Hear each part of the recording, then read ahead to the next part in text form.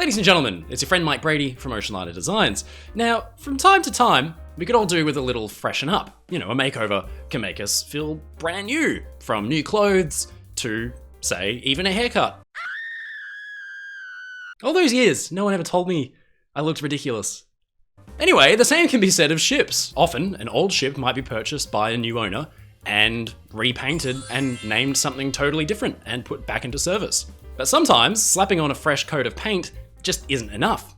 See, ship owners can take a rusted out old cargo ship, for example, and totally rip off everything above the hull and put in cabins and introduce it as a shiny new passenger ship. And this is a process called rebuilding, and it became really, really popular at the end of the Second World War. And some of these transformations were unbelievable. You just wouldn't recognize the original ship from the brand new ship that was rebuilt out of it.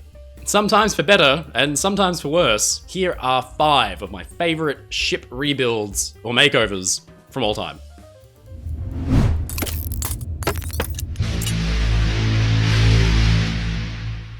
Number 5, the SS Fairsea, aka the HMS Charger. In the Second World War, Italy's merchant navy was absolutely all but destroyed. Their ships were hunted down mercilessly from the sea and from the air by Allied submarines and aircraft. For example, the Italian shipping company Lloyd Triestino lost no fewer than 68 ships in 6 years and 1,000 crew. By the end of the war, they had only 5 ships left. So it was absolutely devastating for Italian and other European merchant navies. But then, immediately after the Second World War, there was a bit of a weird situation because suddenly thousands and thousands and thousands of people were wanting to flee Europe to begin new lives in America or Canada or Australia, mate. So suddenly shipping companies were presented with a massive opportunity to capitalize on this brand new trade that had emerged right after the Second World War. So what was there to do about it? Well, a lot of these shipping companies couldn't build new ships because, first of all, it was too expensive. Second of all, the economy was in ruin. And third of all, most of Europe's shipbuilding facilities had been destroyed from bombing by both sides during the Second World War. Now, fortunately, at the same time, because the Americans and the British had won the Second World War, there were thousands and thousands of cargo ships and merchant ships that they didn't need anymore that were just lying around for sale really cheaply. America's shipbuilding capacity during the Second World War was absolutely off the charts. They built over 2,000 Liberty ships alone, which is incredible. That was just in about 4 years. So it's in this situation that SITMA, which stands for Società Italiana Trasporti Marittimi. There was an attempt at Italian, which in English means the Italian Maritime Transport Company, was headed up by a Russian emigre to Italy named Alexander Vlasov. Now, Vlasov and his company don't own any ships anymore, but he has a plan because there are these juicy contracts up for grabs by the IRO, otherwise known as the International Refugee Organization. And he wants to win these and capitalize on the huge amount of immigrants looking to flee Europe. So he goes out ship shopping. And one of the first ships that he buys is a C3 class cargo ship. Now, these were designed and built in the 1930s in an attempt to modernize America's cargo ship fleet after the First World War. And after the Second World War, they were kind of just lying around, no one really wanted them anymore. So he bought one really cheaply. Now, this had originally been built as a cargo passenger ship for the more McCormick line, but before it could be finished, it was instead built as an aircraft carrier and given to the British Navy, named HMS Charger.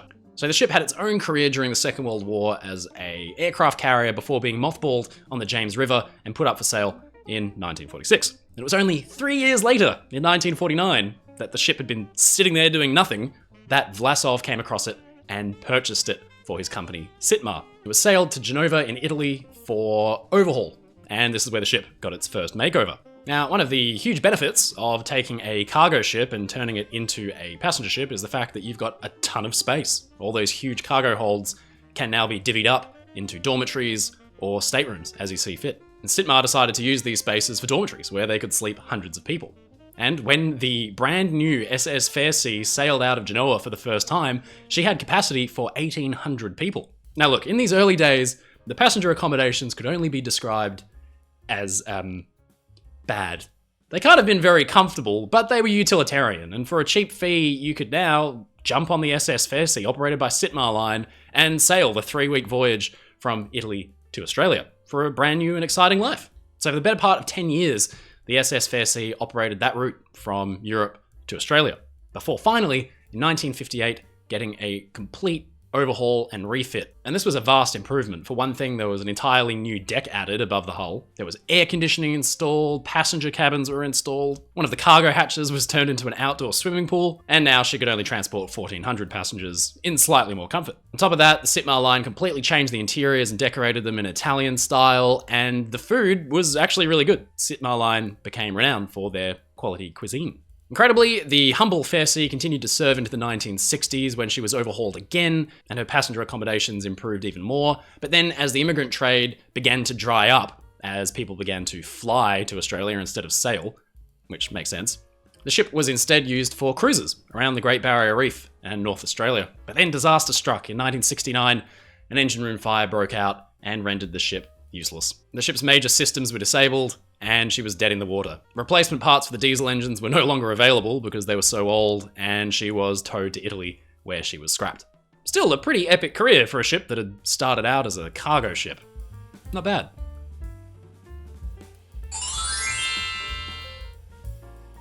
Number 4, the SS Groote Beer, aka the Costa Rica Victory. The Victory-class cargo ships were another one of those cargo ships designed by the United States and built during the Second World War en masse. In just 2 years, 531 Victory cargo ships were completed, which is mind-blowing. One of these was the Costa Rica Victory, and in fact, she had actually been designed and built as a combination cargo ship and troop ship.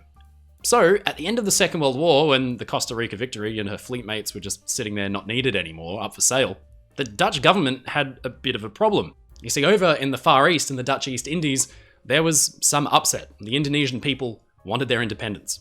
And the Dutch government decided that the best way to respond to this was with brutal repression. So, they had a need for troop transports to carry their troops from the Netherlands all the way over to Indonesia. So they bought 3 of these Victory-class ships that were sisters, and one of them was the Costa Rica Victory. The 3 ships were renamed Zuida Cruz. How do you even pronounce that? The 3 ships were renamed Zuida Cruz, Zuida Cruz, Zuida Cruz, Zuida Cruz, Zuiderkruis. Number 2, the Waterman, and number 3, the Groote Beer, which in Dutch means the Great Bear. They operated a ton of voyages between the Netherlands and Indonesia until 1949, when the Dutch recognised that Indonesia could be its own country. And some of the last voyages from Indonesia were spent carrying citizens who wanted to repatriate themselves in the Netherlands. So in the early 1950s, the Dutch government didn't need these troop ships anymore, and they decided they wanted to capitalise on that really big immigrant trade and make some money. Now, one of the benefits of converting these Victory-class troop ships into passenger ships was the fact that they had been designed with fully heated interiors and ventilation, and even some public spaces. They're all fairly Spartan, but you could work with that. And so they were overhauled and turned into 3 pretty functional passenger liners. Now, from the outside, you can kind of tell that these were once Victory ships. They don't look totally convincing as ocean liners, but, you know, they look pretty smart. They were painted a nice white and light grey colour with some Dutch colours on the funnels. The superstructure was built up. They were given nurseries, swimming pools, lounges, a library, a sports deck, and even a children's deck in case the parents wanted to, have time to themselves. The sisters could accommodate about 850 passengers each, and they began operating services between many different countries, from Australia to New Zealand, Canada, and the United States. Which means incredibly that these ships were transiting the Atlantic and also the Indian Oceans, heading all the way down to Australia and back. The Groote Beer was originally operated by the Holland America line, sailing between New York and Europe and Australia and Europe, but by the 1960s, the immigrant trade had begun to dry up. In 1962, the Groote Beer got a bit of an interesting assignment when she was chartered for the Commonwealth Games, along with the Dutch ship, the Johan van Oldenbarnevelt, to serve as an accommodation ship, like a kind of floating hotel for those games. She was then sold to the Greek Latsis Shipping Company and renamed Mariana IV. Even though she'd been sold to a Greek shipping line, she was chartered by the Dutch government to run round voyages from New York to Rotterdam for students. And for these voyages, she was renamed Groote Beer and painted all white.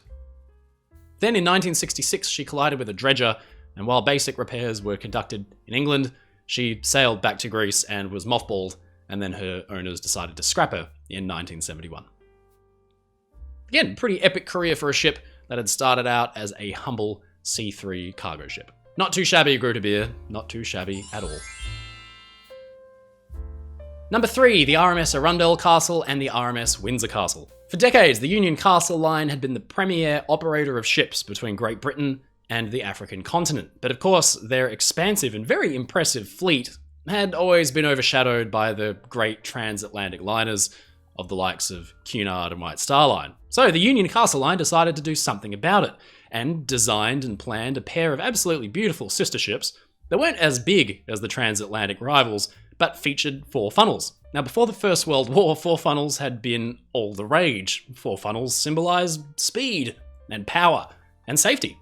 Until the Titanic disaster, at which point it kind of fell out of fashion for some reason. But while the Arundel Castle and the Windsor Castle were being built at Holland and Wolff Shipyard in Belfast, they got delayed by the First World War's outbreak in 1914, and they weren't finished until 1921. At which point, 4 funnels were decidedly out of fashion for a new ship. But that wasn't necessarily a problem, because the 2 ships were fairly popular, and they were really beautiful on the inside. In fact, these were the only ships that didn't serve on the transatlantic service to ever be fitted with 4 funnels. They're also some of the earliest to be fitted with air conditioning, which made them really popular for passengers crossing the equator when it got really hot inside. Then in 1937, in an effort to modernise the ships, they were totally rebuilt. The bows were lengthened and given a really nice rake forward, which made them look a lot faster, and their 4 funnels were cut away and replaced with 2 slicker ones. And it's completely changed the exterior of the 2 ships. They're almost unrecognisable, but I mean, they're not wrong. They do look more modern, so thumbs up for Union Castle line. They were used as troop ships during the Second World War, when Windsor Castle was sadly sunk in 1943. The Arundel Castle then returned to service, but was finally sold for scrap in 1958 to a Hong Kong-based scrappers named Chiap Hua, who, on the ship's arrival, threw a fancy cocktail party for dignitaries and banking officials, and even gave away some of the ship's furnishings and silverware as gifts at that party. Today, the steel of the hulls of ships like the Arundel Castle still exist in Hong Kong, because they were melted down and used in the construction of all of the city's vast skyscrapers and residential buildings. Number 2, the SS Aurelia, aka the Huascarán.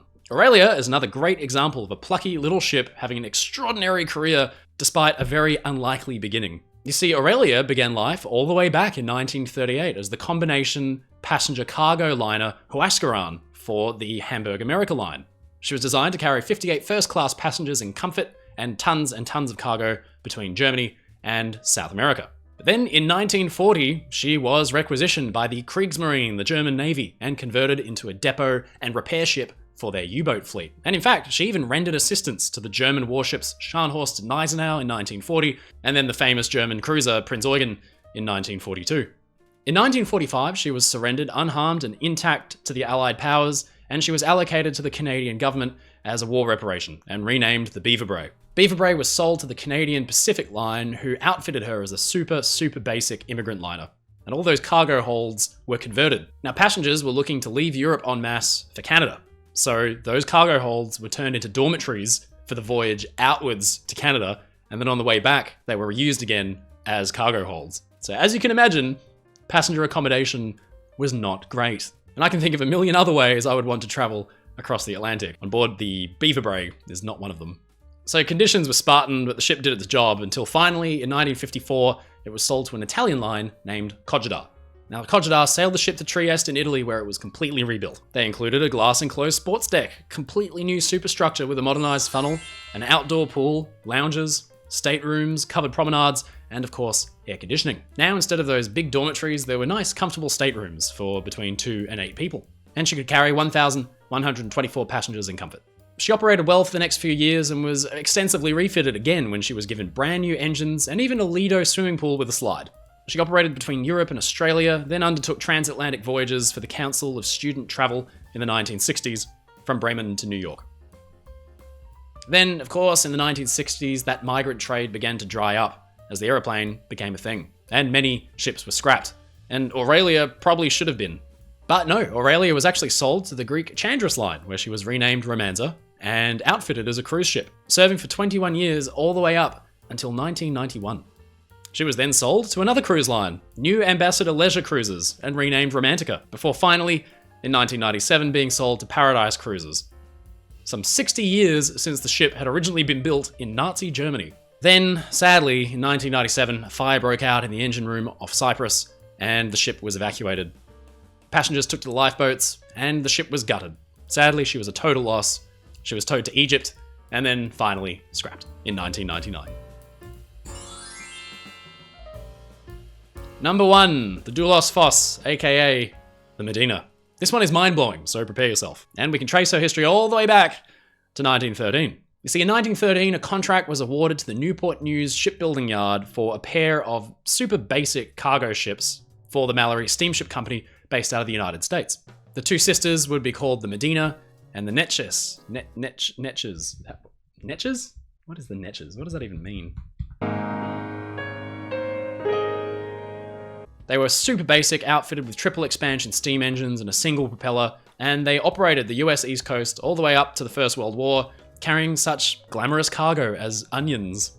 Then in 1917, the US ended the First World War, and Medina was requisitioned and turned into a supply vessel. She only very narrowly avoided being torpedoed in 1918, but she survived the First World War. Throughout the 1920s, she moved over to the US West Coast, was converted to oil-fired boilers instead of coal, and then at the outbreak of the Second World War, she was requisitioned by the US Coast Guard. The ship was outfitted with a 3-inch gun forward and two 20mm anti-aircraft guns aft, and put to war as a transport ship, carrying all kinds of cargo and weapons to Great Britain. Through U-boat-infested waters, the ship somehow survived her second war, and by 1948 was laid up, likely to be scrapped, because she was already 30 years old and, kind of tired. But then that immigrant trade exploded, and the Medina was acquired by the Panama-based ship company San Miguel S.A., who completely rebuilt her into a very basic passenger liner named the Roma, with cabins for 287 passengers and dormitories for 694. From 1948 to 1952, the Roma carried immigrants from Italy to Australia, except for 1950, which was the Catholic Holy Year, where she carried pilgrims on their way to Vatican City.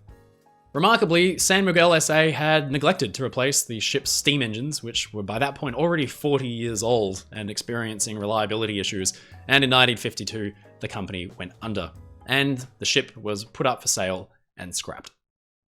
Just kidding! You see, the Roma was put up for sale and bought by the Costa Line, which today still exists as Costa Cruises. Costa invested really heavily in this ship that they thought was pretty solid, and remarkably gave it all new diesel engines, and completely outfitted it as a fairly comfortable ocean liner. She was renamed the Fairsea, and by this point was a 3-class ship operating services all over the Mediterranean and to South America. But then of course the migrant trade began to dry up through the late 50s, and the Fairsea was mothballed and finally scrapped. Just kidding, it wasn't! For some reason, Costa decided that instead of selling the ship for scrap, they would invest even more money into it, and she was rebuilt in 1959 as a luxury cruise ship. A ship which had started out in 1914 as an onion-transporting cargo steamer was now the most luxurious and exclusive dedicated cruise ship in the world. By 1959, she returned to service with fine interior decor, private bathrooms, and very nice cuisine. Then in the late 1960s, Costa finally began to think about scrapping the ship. But they didn't. Instead, they decided to upgrade it again, giving her a movie theater, a casino, and incredibly, replacing her engines for the second time. For another 10 years, the Fairsea continued to serve as a cruise ship before finally, in 1977, she was put up for sale and scrapped. Just kidding! In fact, she was bought in 1977 by a humanitarian organization named Operation Mobilize, who intended to use her, no joke, as the world's largest floating book fair. She was renamed Doulos, which is the Greek word for servant, and became a floating library, with 500,000 books dedicated to a variety of practical topics in dozens of languages. She would sail from port to port around the world, staffed by 320 volunteers from 30 countries, distributing free books to youth and adults all over the place. She would also transport and distribute donated food. In 1993, a major refit in South Africa performed extensive corrosive repair and completely rewired the ship, because of course the wiring in there dated all the way back from 1914 into the 20s, and then refits from the 30s, the 40s, the 50s, the 60s, the 70s, and the 80s. Then in the 2000s, the safety of life at sea regulations threatened to put the Doulos out of business, but somehow Operation Mobilize got an exemption and planned on keeping the ship into service for its 100th anniversary in 2014. But sadly, on inspection, they found that the hull was too badly corroded for that plan, so the ship was put up for sale and scrapped. Just kidding, in 2010 the ship was actually sold to a Singaporean hotel developer and instead turned into a luxury hotel where she opened in Indonesia in 2019. A series of pulleys and cables had lifted the ship out of the water and onto dry land, and now you can go and stay on board this ship, and the interior is absolutely spectacular.